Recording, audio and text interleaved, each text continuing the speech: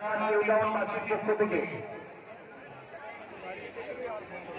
সকলকে এই মুহূর্তে রাজারহাট নিউ টাউন বিধানসভা কেন্দ্রের পক্ষ থেকে দীপক অধিকারী দেবকে